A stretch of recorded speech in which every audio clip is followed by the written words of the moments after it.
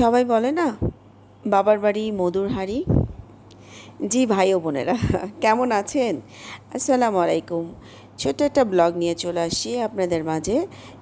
আম, একটা কথা নিয়ে, যেটা বলছিলাম যে বাবার বাড়ি মধুর হাঁড়ি, আর মেয়েদের বাবার বাড়ি মানেই মধুর হাঁড়ি।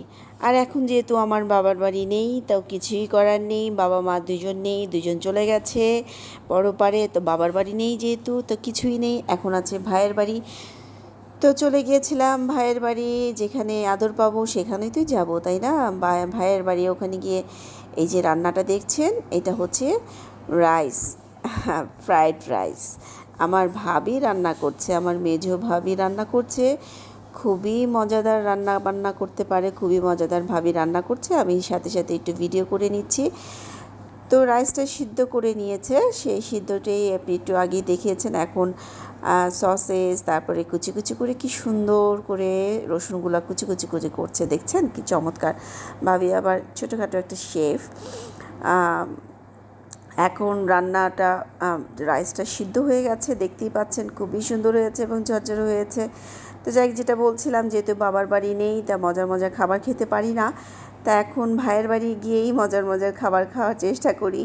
ভাবি রান্না করে আর আমি বসে বসে খাই মজা করে। কি আর করা বলেন, এরকম সুখ কয়জনের ভাগে জোটে। আমার ভাগে এসেছে আলহামদুলিল্লাহ, খুবই চমৎকার। সবাইকে আর আল্লাহকে অশেষ ধন্যবাদ যে আল্লাহ আমার ভাগ্যে এরকম দিয়েছে। আমার ভাবিরা খুবই ভালো, খুবই ভালো। তো ডিমটা ফ্রাই করে এর মধ্যে সসেস দিয়েছে, তারপর দিয়ে দিল এখন রাইসটা নেড়ে চেড়ে, কিছুক্ষণ নেড়ে চেড়ে সুন্দর করে এটার মিক্সড আপ করছে, মানে যাতে সবগুলো মিক্সড হয়ে যায়, রাইসের সাথে সব কিছু মিক্সড হয়ে যায়। তা এখন দিয়ে দিচ্ছে কালো গোলমরিচ, একটুখানি দিয়ে দিচ্ছে সাদা গোলমরিচ, যা যা দেওয়ার দরকার। এখন দিয়ে দিচ্ছে সয়া সস, দিয়ে দিচ্ছে একটুখানি ওয়েস্টার সস দিয়ে দিবে। তাতে সব কিছু নিয়েই একটু আবারও একটু মিক্সড করে নিচ্ছে। তা এখন দিয়ে দিচ্ছে একটুখানি লবণ, সামান্য একটু চিনিও দিয়ে দিয়েছিল পরে, যাক এটা আরই করলাম না। দেখতে তো খুবই মজা হয়েছে, দেখতে তো খুব সুন্দর লাগছে এবং মজাও হয়েছিল, চমৎকার হয়েছিল। আমার ভাবির হাতে রান্না খুবই মজা হয়।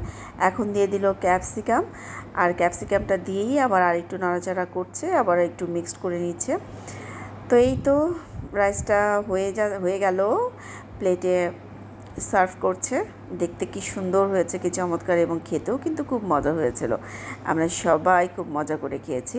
সাথে আবার চিকেন ফ্রাইও ছিল। সেটার রেসিপিটা না হয় আরেক দিন দিব, সেটা না হয় দেখে নেবে। তাও একটু দেখিয়ে দিলাম আপনাদেরকে, দেখেন চিকেন ফ্রাইও ছিল। তো যাই হোক, পরবর্তীতে নেক্সট ভিডিওতে চিকেন ফ্রাই রেসিপিটা দেখবো। সবাই ভালো থাকবে।